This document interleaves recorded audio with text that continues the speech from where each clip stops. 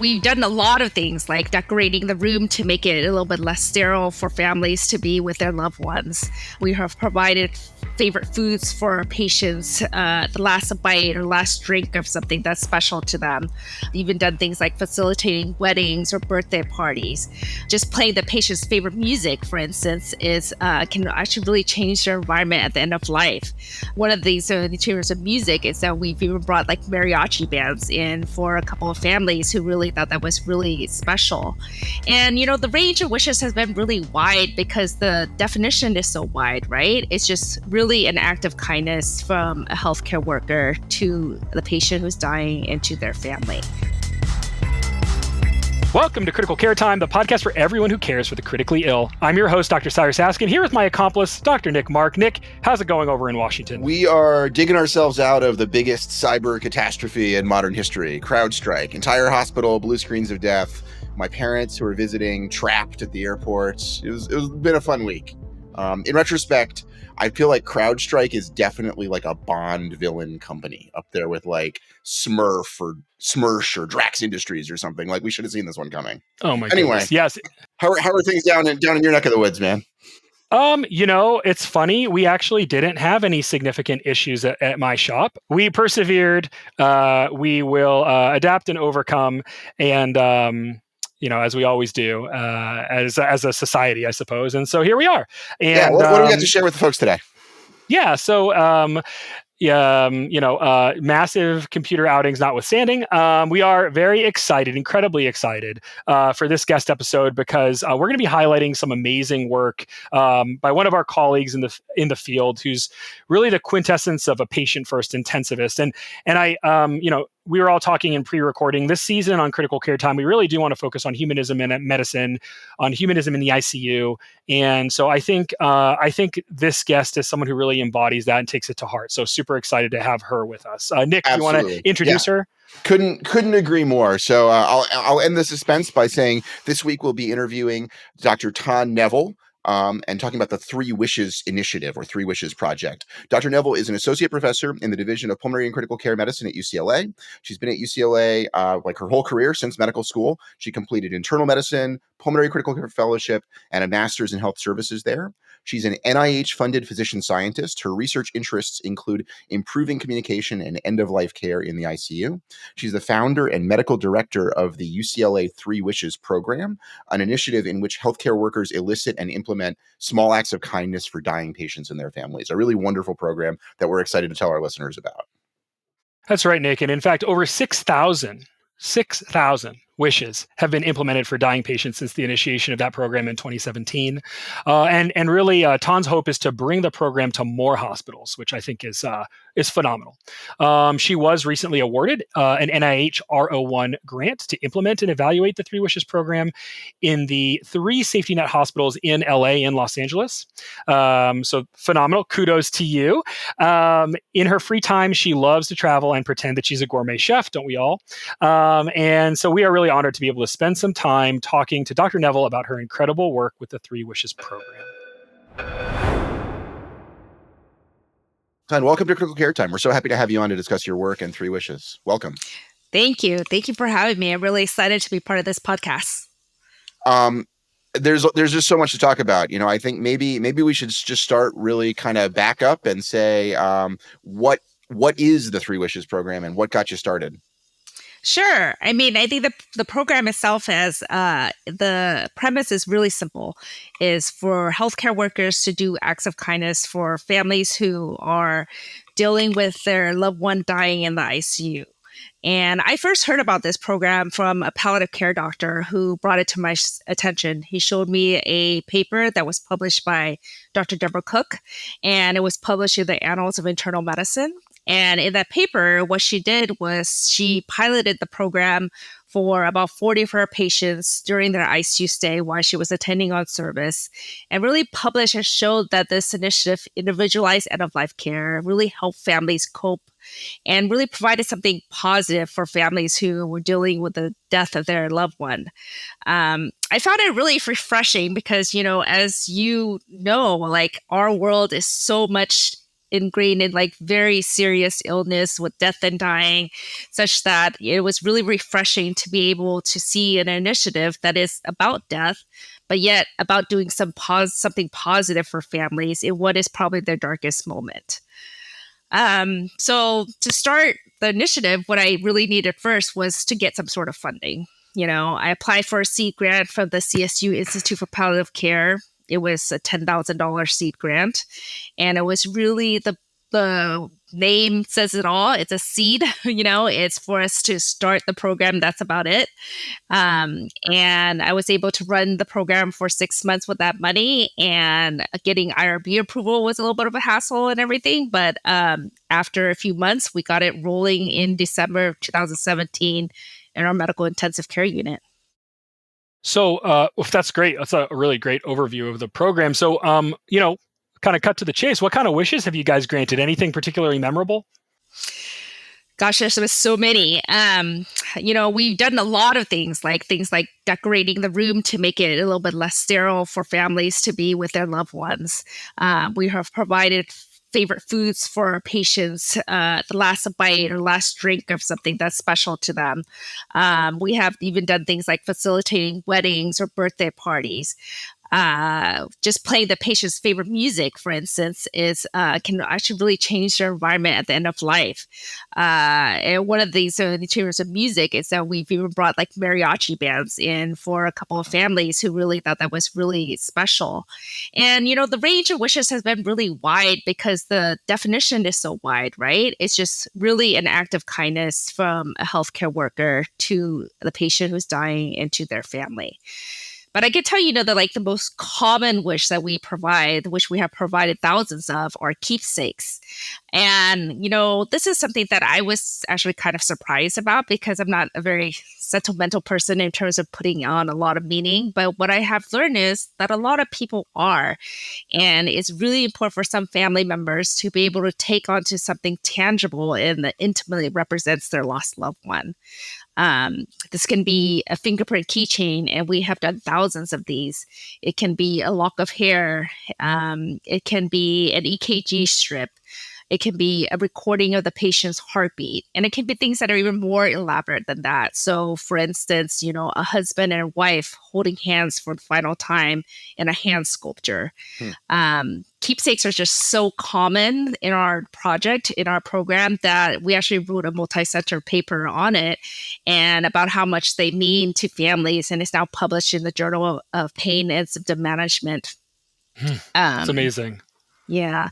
So, but in regards to whether you ask, your question as to what is the most memorable wish, this might be surprising to you, but this was, it still remains our very, very first 3 wishes patient.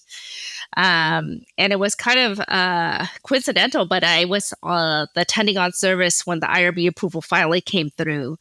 At that time, I was taking care of this young gentleman who was who was in his 30s, and he was unfortunately dying of multi-organ failure from complications after a stem cell transplant. And to be honest, he was probably dying for days before I got on service. I was barely able to ventilate him or oxygenate him, and he was on multiple pressors already.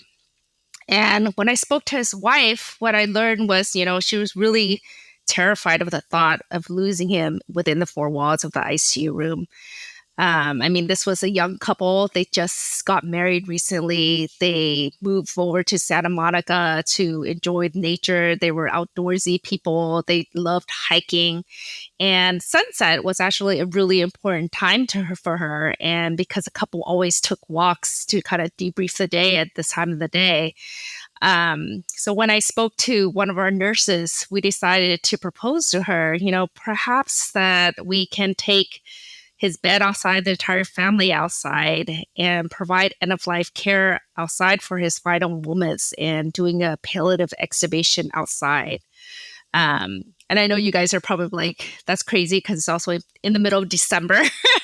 But I live in I California. was going to say, disclaimer, UCLA. Right. I live in sunny California. So it was a beautiful day and sunset was a beautiful time. And, but as you can imagine, this was no easy feat. You know, we don't provide critical care in the outdoors, right? So multiple nurses came with me, pushing the bed outside the door, even to make sure that the bed fit into the frame was a big deal. The respiratory therapist came and carried extra oxygen tanks because God forbid we would run out of oxygen before the moment was right. But regardless, we made it happen. And once we were outside, I gave his wife a blanket, and she actually took that blanket and crawled into bed with him.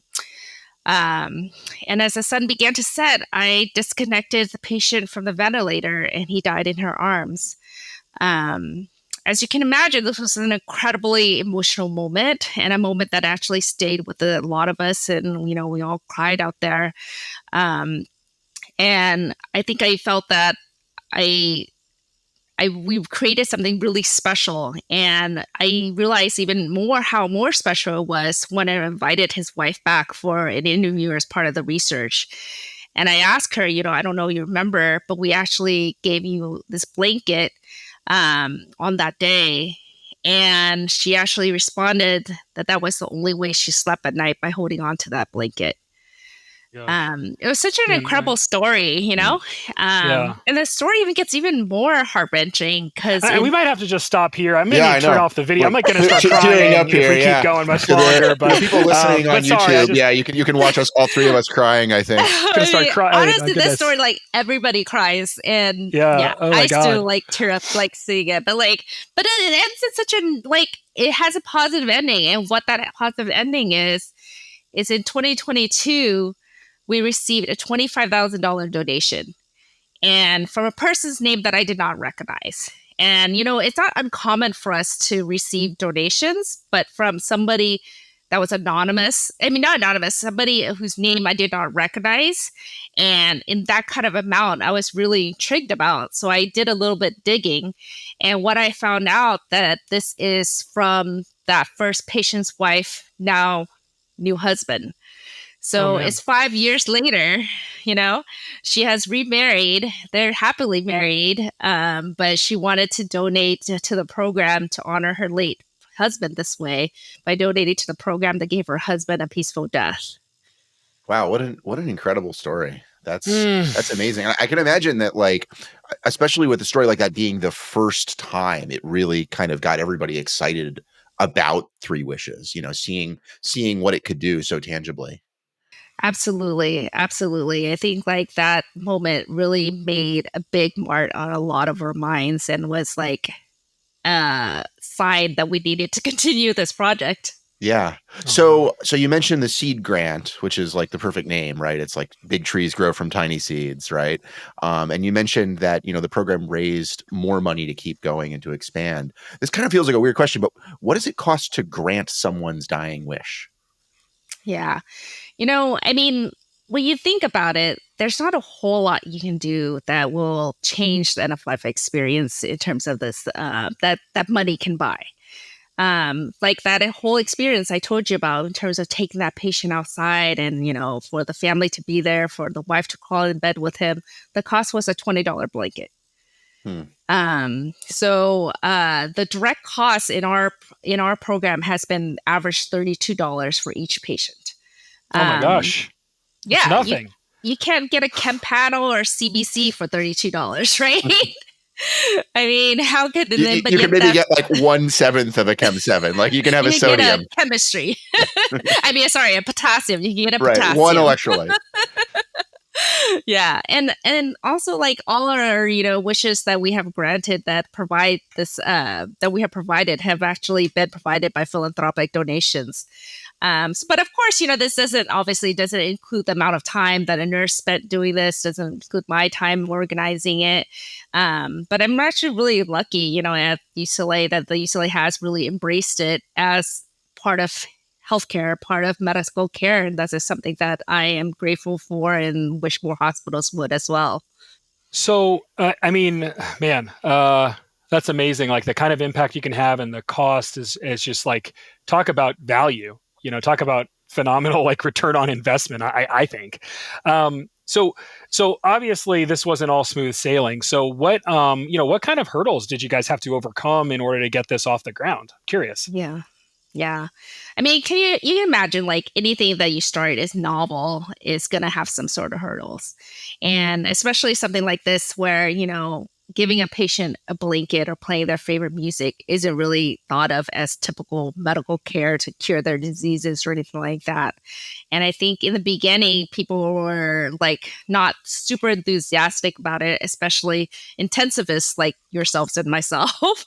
I have heard of people who had grumbled something like, oh, apparently we grant wishes instead of saving lives now. But over time, I think that has changed, and people have seen how important it is to do this for families and what good impact it also has on healthcare workers. And in the other hurdle that we also had to face was when I started this program, I did this as part of a research study.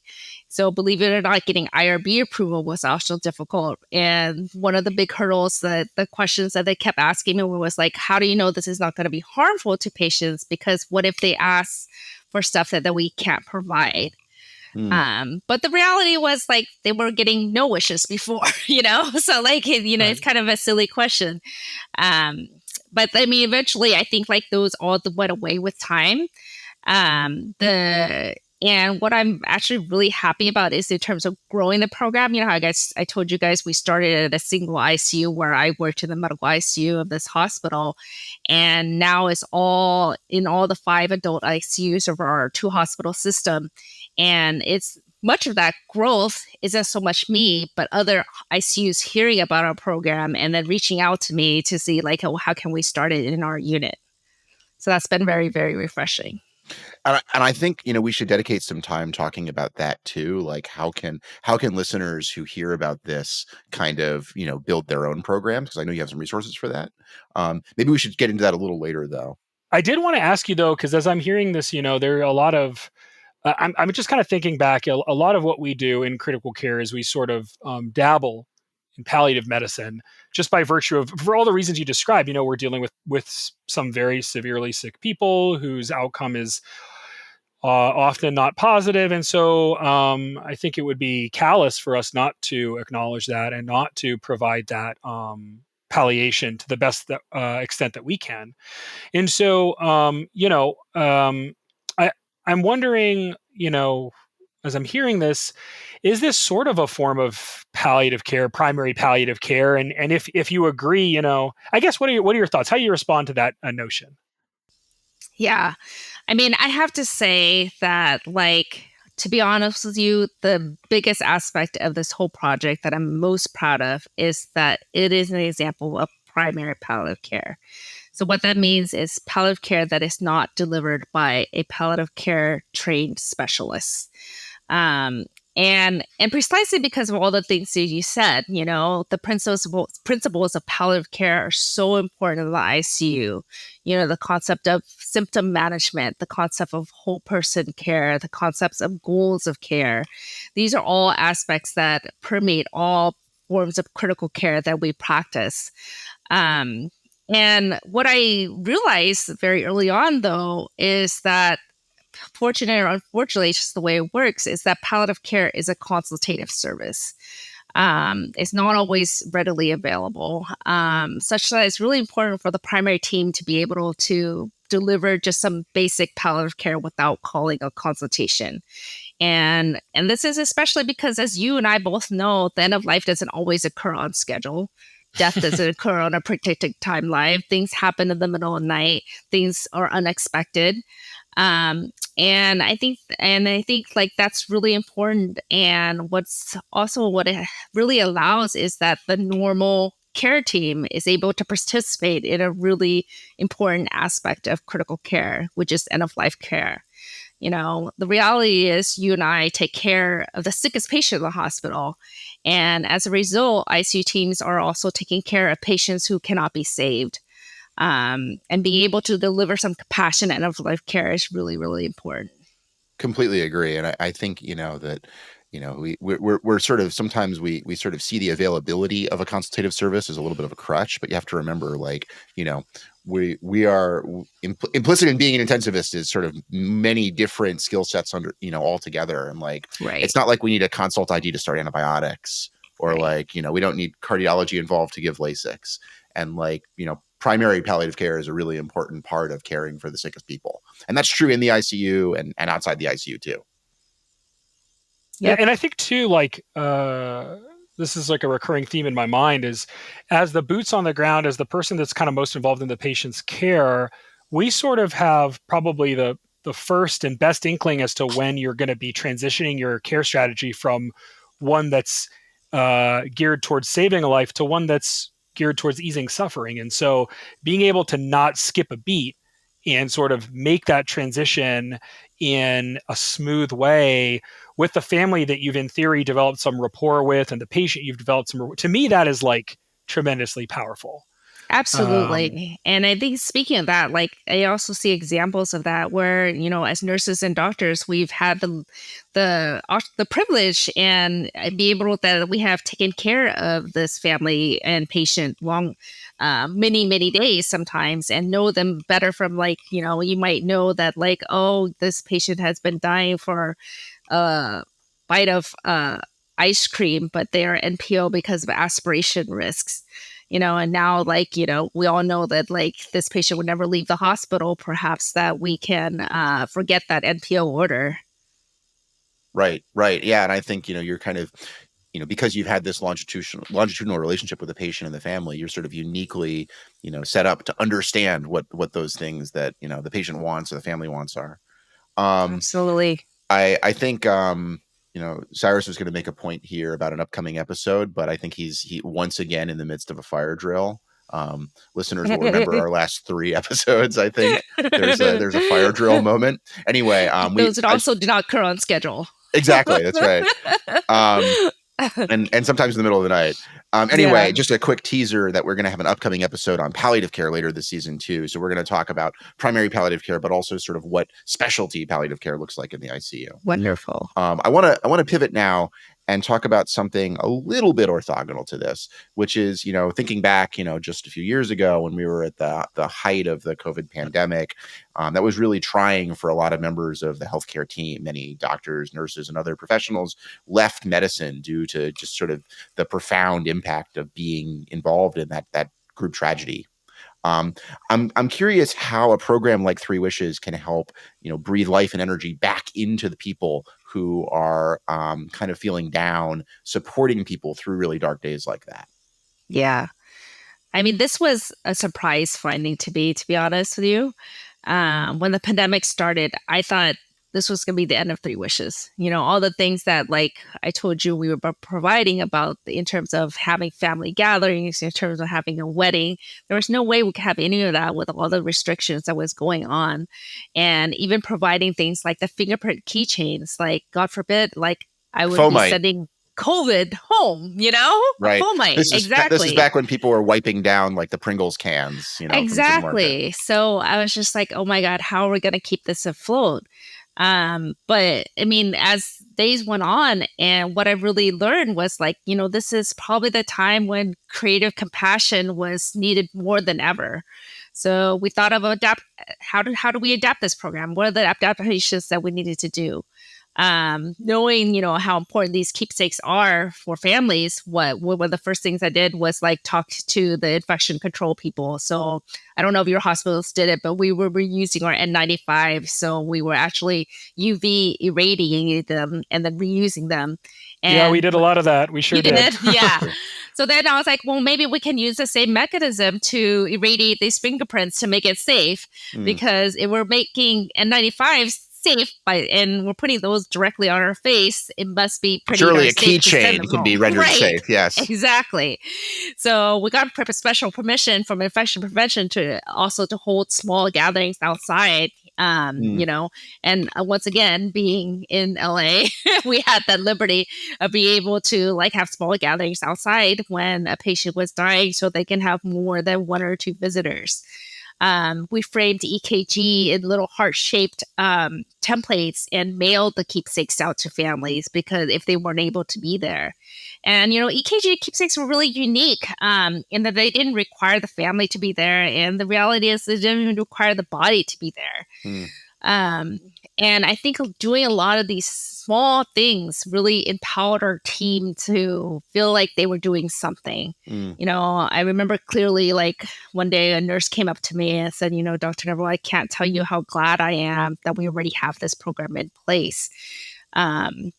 Because if we didn't, what can we offer these families at this awful time? So to answer your question, is like, yeah, I really do think, you know, this initiative helped empower some healthcare workers because it allowed us to change the narrative that the end of life was really at a time when there was nothing left to do. Yeah, I think that makes a lot of sense. And I mean, I think, you know, like medicine is sort of this pressure between wanting to standardize care and avoid non-rational variation, you know, in some aspects, but also the need to individualize care and really, Absolutely. give a patient and a family exactly what they need, exactly what their wishes are. Um, I'm thinking that like a lot of healthcare providers probably were doing things like this kind of ad hoc, but I wonder if having a label for sort of the set of actions may have kind of normalized it, made it easier. What are your thoughts on that? I completely agree. And it's a really important point I make actually. And I remember when I first started this program, I started doing like presentations with groups of nursing or groups of doctors in different hospitals and try to pitch it to them. Some of the response was like, you know what, we already do this. We always do nice things for our families. We've done a wedding 2 years ago or something like that. And right then what I usually like respond and I think works well is I completely agree with them. You know, this is a concept that is not new. This is something that like nurses and doctors have been doing for a long time. And the only thing that we're doing now is we're putting a label on it, calling it a program, calling it a project, whatever you want to do it. But in effect, really legitimizing the acts of kindness that healthcare workers were already doing for dying patients and their families. But by doing so, we really empower healthcare workers to be able to do this.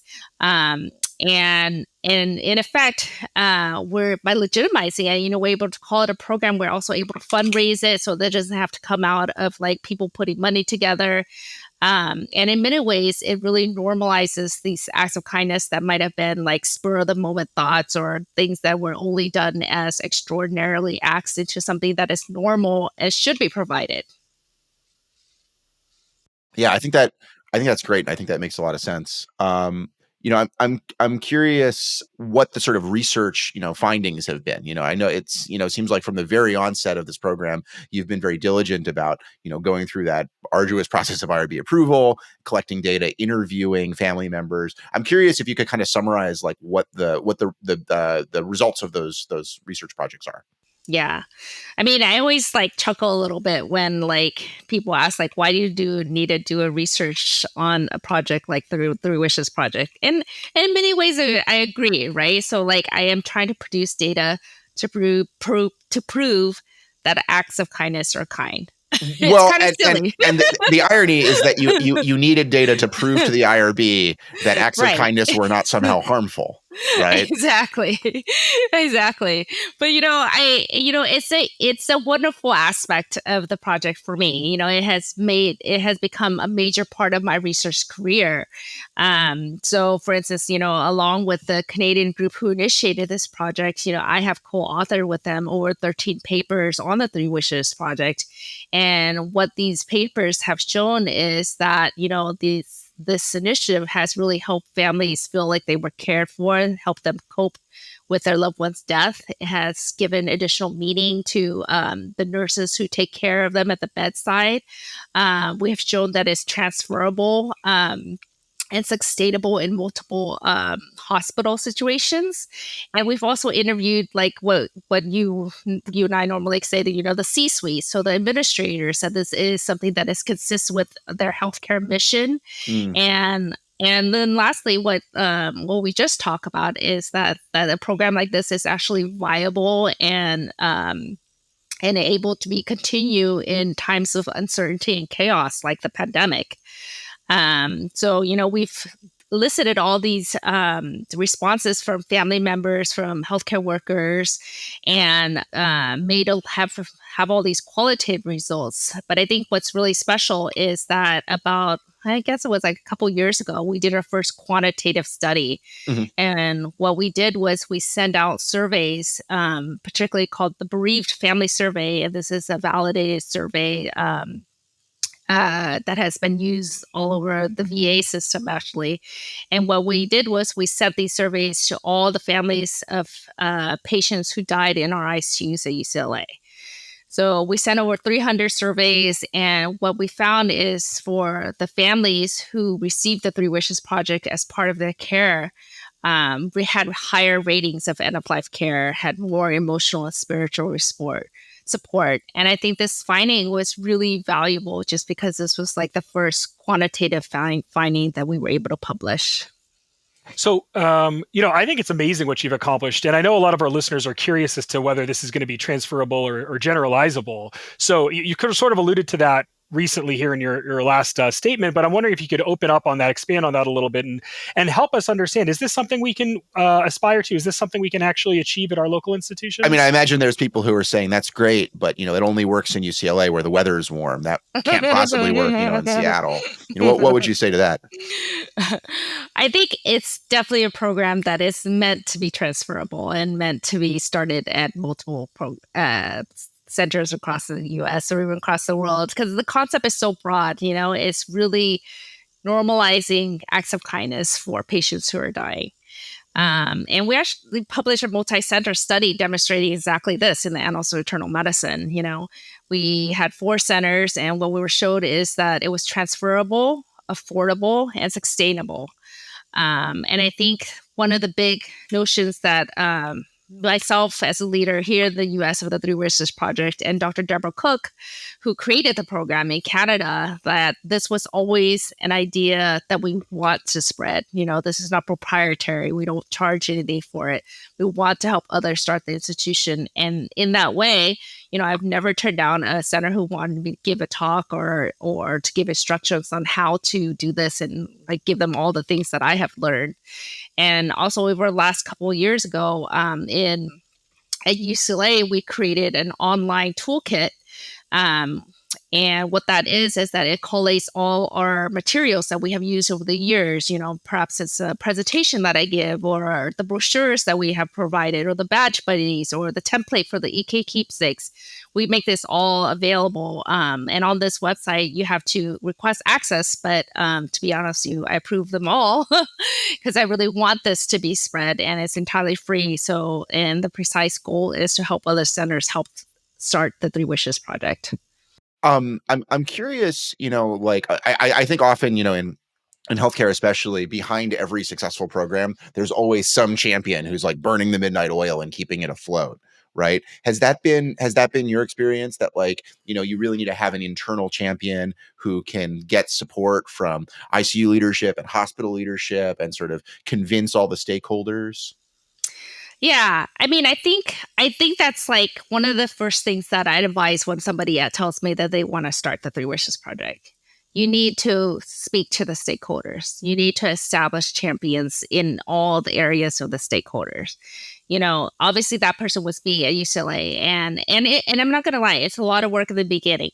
But I think that once you establish the champions, the people who care about it, who really are into it as well, they take on the torch and spread it. And I think that part is really important.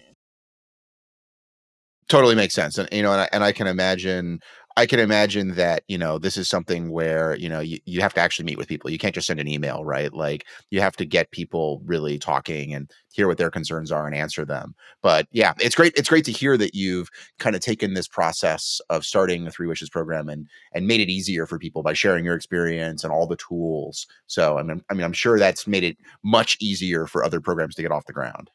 Yeah, it's definitely my goal.